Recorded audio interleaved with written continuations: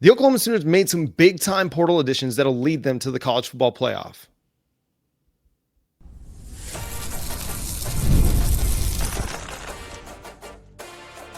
You are Locked On Sooners, your daily podcast on the Oklahoma Sooners. Part of the Locked On Podcast Network, your team every day. What's up, Sooner Nation? Welcome to Locked On Sooners, and thank you for making Locked On Sooners your first listen every single day. Shout out to all the everydayers out there. Tune in and subscribe to the show wherever you get your podcasts. We're part of the Locked On Podcast Network, your team every day. Today's episode is brought to you by Game Time. Download the Game Time app, create an account, and use code LOCKEDONCollege for $20 off your first purchase over at Game Time. This is Jay Smith. You can follow him over at Unfair Sports. Check out his work over there on YouTube.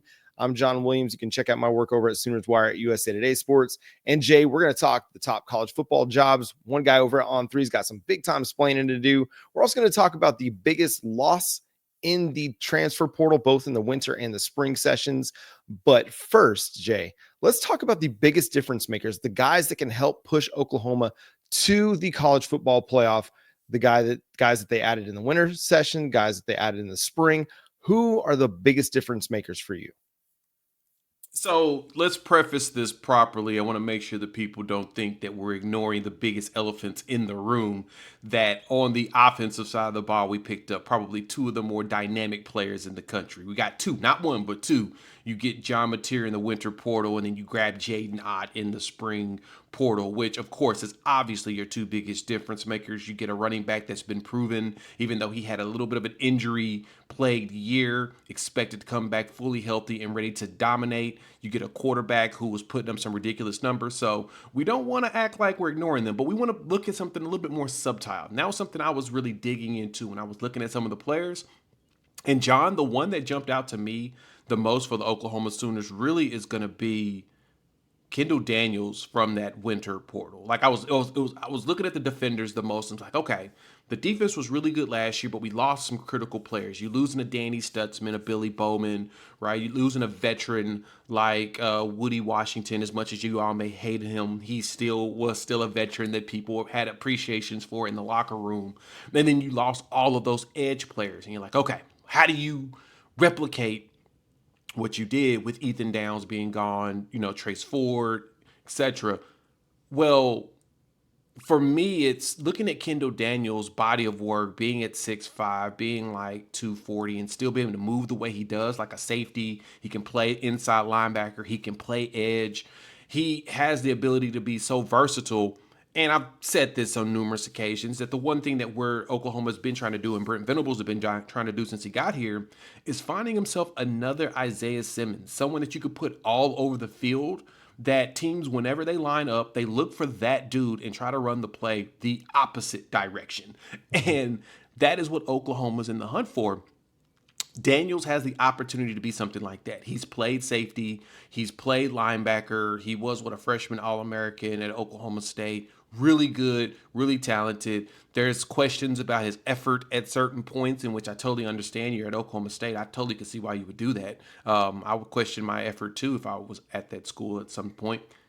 All jokes aside, as Kendall Daniels, though, he brings that versatility that BV's been looking for, and now Wes Goodwin has to play with, along with Nate Drilling. I mean, they've all got a guy that they can decide if they want to move around into multiple spots. And I think that he can be one that really changes things. I think he can be the one to really help be in that level of Danny Stutzman play, be a really good run stuffer, but he can also play pretty well in the coverage. So to me, when I looked at it at that aspect of what is a more of a subtle change that was going to be really impactful, I think this helps keep the defense at the level that it needs to be.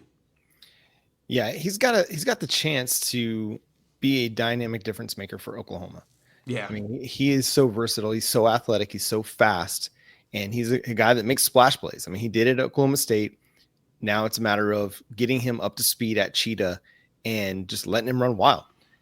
For me, from the winter portal session, I think Derek Simmons is a really interesting name to watch there. But I want to go with Isaiah Satenia. And the reason why is because he adds an element to both your special teams units and your offense. You've needed a dynamic return game for a while, and you just haven't had a guy that could break one for a long time. Yep. And if you can get, 25, 30 yards per kick return, and then he breaks a 60, 70 yarder every, if he breaks one, that's huge, man. It can really change the game. We saw at the end of the season against LSU how Oklahoma is in prime position. They've got the momentum in that game, and then they give up the kick return for a touchdown, and things slowly start to fall apart. If you add that and you have a guy now that can go and break one in the kick return game and the punt return game, that really, it just makes everything work a lot better. You can actually have a chance to win special teams. But also what he does as a wide receiver, he is quick, he's fast, he's able to get open, he can create yards after the catch. He's going to be a threat down the field as well because of his speed. And you needed that dynamic element in your passing game as well. Yeah, you've got Deion Burks, and he's somebody that offers a lot of similar traits.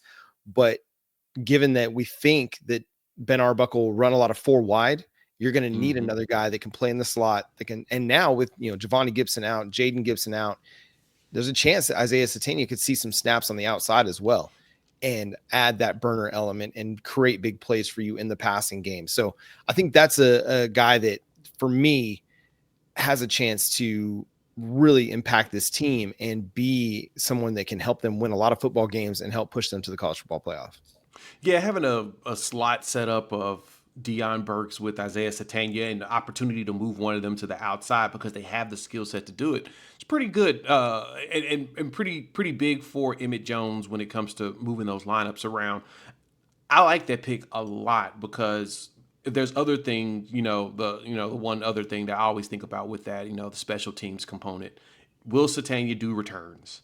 I guess I could ask the question, now, will he actually do it? Got to, right? Like you really want him to, but will he? You kind of could use it. You could use it with this skill set and what he did at Arkansas. But yeah, I love that one as a very impactful on offense. I mean, I was looking through that one as well in the winter portal that we needed wide receivers. We already knew that. So that was almost an easy one, while at the same time, his specific skill set that you pointed out, yeah, that's going to change it. For the spring, though, we didn't get as much movement in the spring to really choose from. But after you have an injury that derails the excitement you had at wide receiver, you got to go with Jermichael Carter being the next pickup. So he's got to be that spring portal pickup for me on the offensive side, specifically because he brings us in another big body frame. One of those that we've been needing. You still got Giovanni and Jaden on the shelf waiting for them to get ready. Ivan Carrion's getting his game together. Manny Choice is still, learning the ropes. So you don't have as many giants out there that you're ready to play. Jermichael Carter is going to potentially give you that. It looks like he's one of those players that can play dynamically. I just need to now see him in practice. And how does he grasp the offense? And how well does he use his body? And how fluid he is when he's route running? So for me, Jermichael Carter is probably going to be the one that's biggest and the most impactful when it comes to the spring portal. Yeah, and I'm going to go with the kicker, Tate Sandell. I'm very much in the really never kick frame of mind. Like, please don't ever kick. I don't ever want to see my kickers on the field because that means you're giving the ball away or you're settling for three. At the same time, you're going to have to use one at some point, and you have not been consistent enough in the kicking game over the last couple of years. They've got to be better, and Tate Sandell has to answer the question for Oklahoma. Now, it's a lot of pressure on a dude making the jump. At the same time, he's really good. In kicks from 0 to 49 yards last year, according to Pro Football Focus, he was 17 of 18. Had a bit of struggles beyond 50, but a lot of people do. He was 2 of 5 beyond 50. So he's got the leg to hit from beyond 50, but I mean, he is deadly accurate from 0 to 49. And in these close games that you're going to have in the SEC, every point matters. You can't give away possessions. You've got to be able to end them in points. And Tate Sandell gives you an opportunity to end more drives with points this year than you had last year. So I think that's a big one. I think you can go a number of different directions with both the winter and the spring. The biggest point here is Oklahoma's added a lot of talent, and they needed to because they did lose some talented pieces. Who were the biggest losses in the portal sessions? We'll discuss that coming up next here on Locked On Sooners. And today's episode is brought to you by Game Time. There's nothing like the atmosphere of an NBA playoff game. Every bucket, every defensive stop, every moment feels huge, just like it was in Oklahoma City last night against the Nuggets. It's electric in the arena, and with Game Time, you can be part of it without the stress of last-minute ticket hunting. Game Time makes it fast and easy to get playoff tickets, even when demand is sky high. Prices on the app actually go down as tip-off gets closer, and their last-minute deals can save you up to 60%. The all-in pricing feature that you can toggle on inside the app means no surprise fees at checkout. What you see is what you pay. Take the guesswork out of buying tickets with Game Time. Download the Game Time app, create an account, and use code LOCKEDONCollege for $20 off your first purchase. Terms apply. And again, create an account and redeem code LOCKEDONCOLLEGE for $20 off. Download Game Time today. Last-minute tickets, lowest price guaranteed. And thanks for making Locked On Sooners your first listen every single day. Shout out to all the everydayers out there. We're part of the Locked On Podcast Network, your team every day. So, Jay, we talked the biggest additions in both the winter and the spring portal sessions. Now let's talk about the biggest loss in the winter. Oh, man.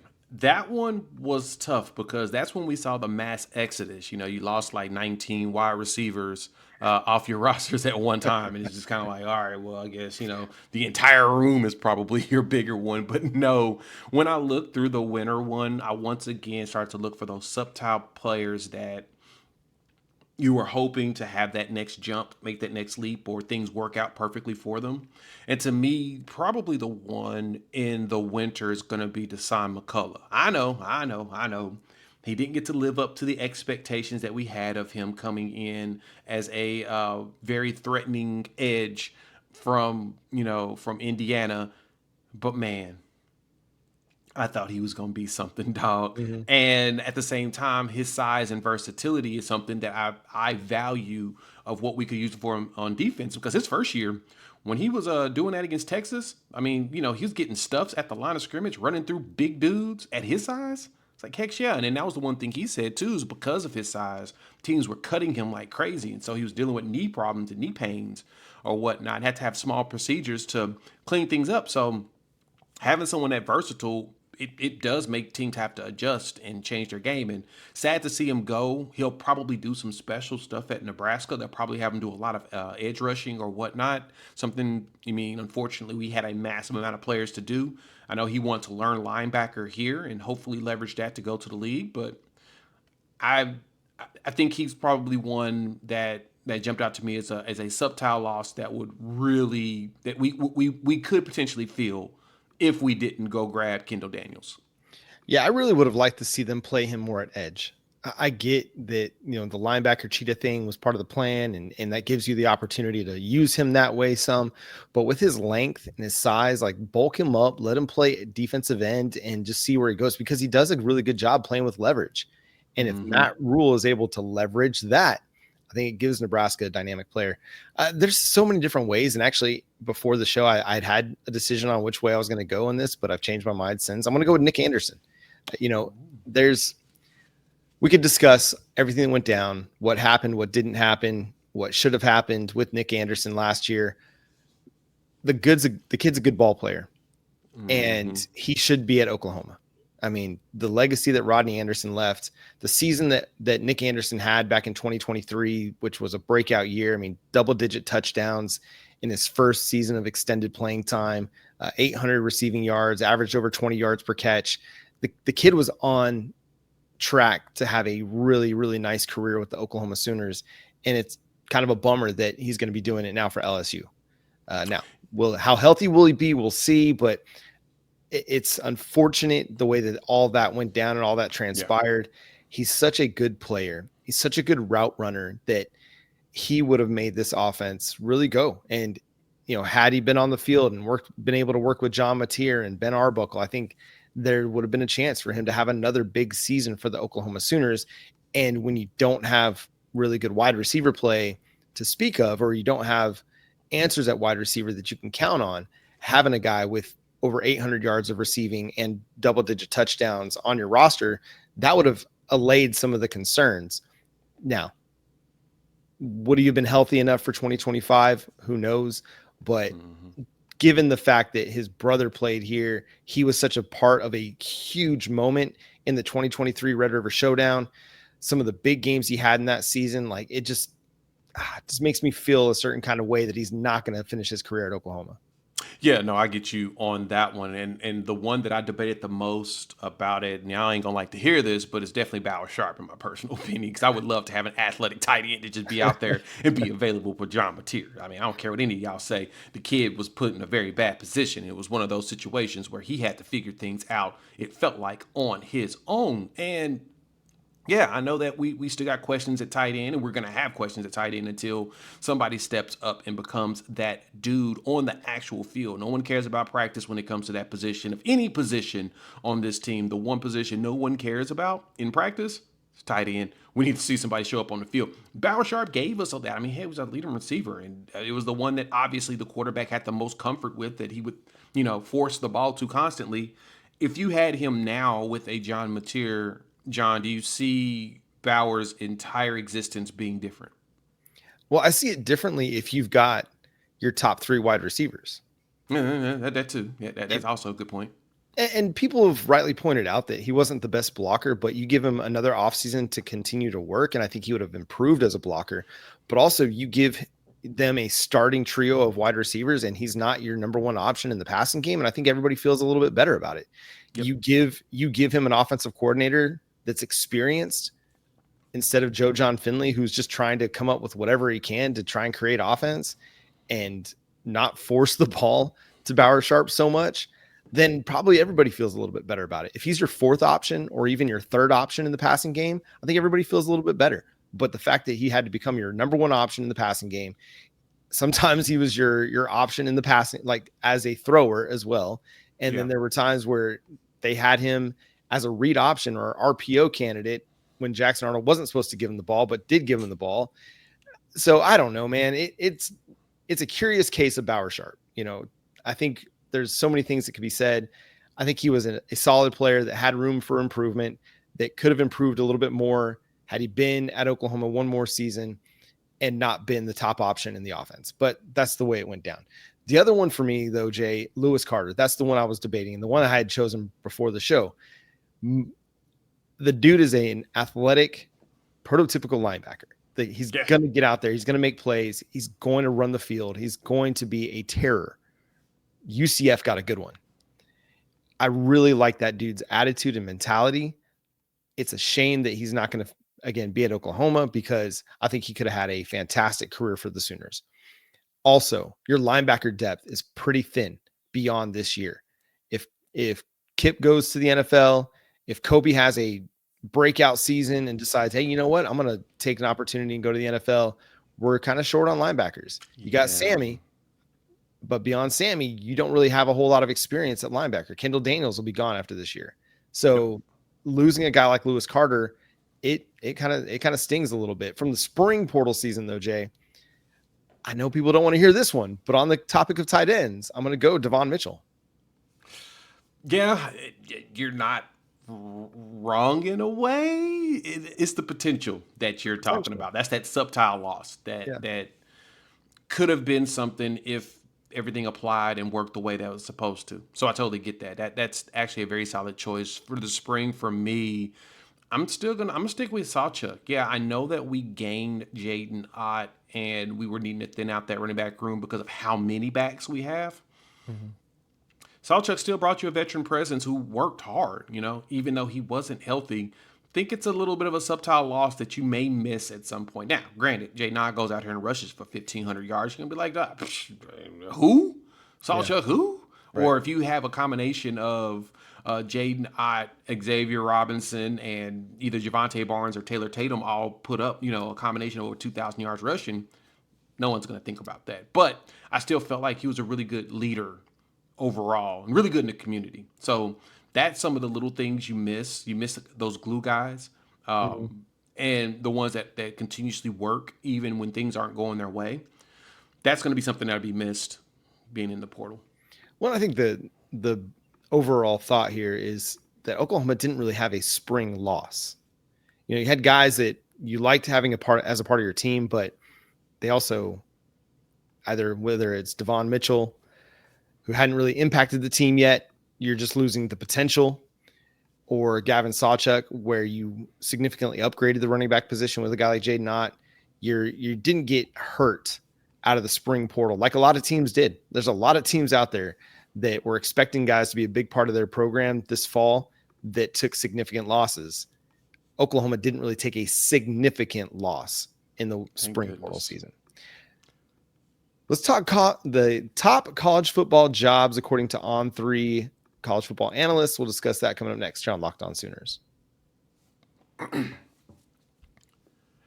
Did you know your Fire TV was also an Xbox? Turn any TV in your gaming and entertainment hub with Fire TV Stick 4K devices. No console is required. Just grab your paired controller, subscribe or sign in to Xbox Game Pass Unlimited with EA Play included, and you're ready to play. Dive into hundreds of premium titles from EA Sports, College Football 25, one that I play quite often, and Call of Duty Black Ops 6 and AVOD. As easily as you stream your favorite TV shows, it's gaming made simple, and it's all on your Fire TV. And so for me, it's very affordable and allows you to play in multiple parts of your home. So if you got yourself a Fire TV Stick 4K, you can put it in multiple parts of your house, or you can move it from one part of the house to the other without grabbing your big, bulky console. You can play, and it's even better when it comes to travel. So as you can see, I'm in a hotel room per the norm. You can plug that bad boy into the TV here and continue to game on like you always do at home. So for those hardcore gamers, check it out. Head to Amazon.com/Fire TV Locked On to get started. Xbox Game Pass Unlimited subscription and compatible controller are required. Available on select devices including Fire TV Stick 4K 2nd Gen, Fire TV Stick 4K Max 1st and 2nd Gen, and Fire TV Cube 3rd Gen. Thanks again for making Locked On Sooners your first listen every single day. Shout out to all the everydayers out there tuning in and subscribe to the show wherever you get your podcasts. We're part of the Locked On Podcast Network, your team every day. So Jay, Andy Staples, Ari Wasserman came up with their top 10 college football jobs in college football. And Oklahoma made, looks like Ari Wasserman's list there at number 10. But Andy Staples left Oklahoma off of his top 10 college football jobs. Is he just trolling Oklahoma, or do you think that there's some argument to be made that Oklahoma is not a top 10 job? There could be some argument made for Oklahoma not being a top 10 job, definitely a top 15 job in the country, mainly because of the support that the staff gets and the willingness to go find the right coaches and spend. We've done it all the time. I mean, heck, if you want some evidence of that, the Jeff Lebby hire was probably one of the bigger ones where you saw Oklahoma actually was like, no, we're going to go out there and find a way to win. We would like to get some of the best to go out there. And so that told me enough on that. And so I totally understand the Andy Staples thoughts of, they're probably not top 10. Now, the Ari piece pointing out Texas at number 1, I don't know. I get the money that's there with Texas that can make them a number 1 team, but I'm not picking Texas as my number 1 job. I'm going to probably go with one to where you don't get sabotaged by board members at some point or boosters at some point. So, I mean, heck, Georgia let Mark Reich stick around for like 30 years. I mean, he was winning, consistently. He just couldn't get over the hump. They let him be there forever. Georgia's probably at the top. Same thing with Ohio State. I'm totally in that argument. And so one of the younger teams with Oregon, totally agree with them being a top 5 job because they're willing to throw money at everything now. You can see Phil Knight said, hey, I would like a ring before I get too old and decrepit and can't do anything. So, but the fact that one had Penn State in there and the other one had Oklahoma was kind of funny and baffling. And also, Andy throwing Clemson on there. Clemson deserves a little bit more respect for their job, but yeah, Oklahoma's definitely top. They're top 11. They better be in Andy Staples' list. I need to go watch the video and see. Are you a blue blood program? If you're a blue blood program, you have one of the top jobs in college football. Oklahoma's a blue blood program. You could argue, okay, they don't have a national title since 2000, but how many schools have 50 conference titles? How many schools have 7 national titles?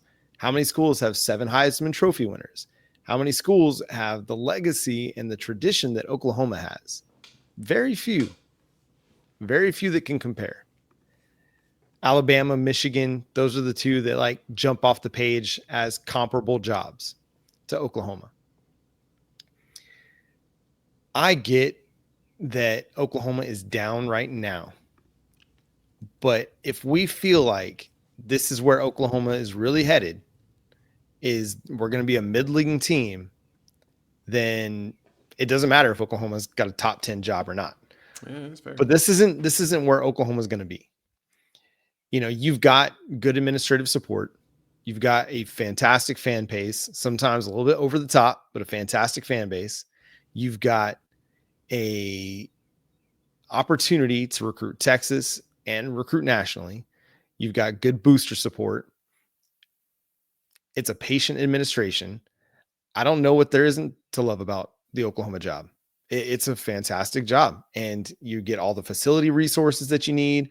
I mean, Brent Venables came in here and he had some suggestions on what they needed to do differently to compete in the SEC, and the athletic director and the administration, they made changes, and we've seen them align themselves in a way that they can go and compete in the SEC. Now it's up to the head coach to go win. Otherwise, he's going to be looking for another job, and Oklahoma is going to be one of the hot jobs available in the head coaching market if that becomes a thing that they have to do. If they have to go through a hiring this offseason, there will be people lining up to take Oklahoma's job. That is of no doubt. And they'll have their pick, and they'll be able to go and pull a head coach from somewhere else if they want to. They can go and poach somebody because it's Oklahoma. Nate Drelling said it best. I don't care what the salary is. I'm on my way right now. I will come up there and I will go coach right now. You don't have to pay me a thing because it's Oklahoma. So listen, whether on threes, Andy Staples and Ari Wasserman have respect for Oklahoma or not, coaching circles have respect for Oklahoma, and they'll consider it one of the top jobs in college football. They'll consider what Oklahoma does as a program one of the top jobs in college football. And that's going to be the long and short of it. So all, again, Oklahoma has to go do now to put some respect back on their name is go win 9-10 games, make the college football playoff, maybe beat Texas this year to show that Steve Sarkisian doesn't really have a one-up on you, and go contend for a national title. You haven't done it since 2019. You haven't contended since then. You haven't won a conference title since 2020. Rewrite the story here in the SEC. Go win a conference championship. Jay, your connection's a little bit sluggish, so we're going to just end on that. And thanks for making today Locked On Sooners your first listen every single day. Shout out to all the everydayers out there tuning in. Subscribe to the show wherever you get your podcasts. We're free and available on all podcast platforms and on YouTube. So hit that subscribe button and that notification bell to let you know when new episodes drop. Make sure you follow our buddy Jay at Unfair Sports. Go check him out at Unfair Sports over on YouTube. You can follow me at John 9 Williams. You can also read my work covering the Sooners over at SoonersWire.com, part of the USA Today Sports Network. You can follow the show at Locked On Sooners on all of your favorite social media platforms. Until next time, he's Jay Smith. I'm John Williams. We'll talk to you then. Boomer Sooner.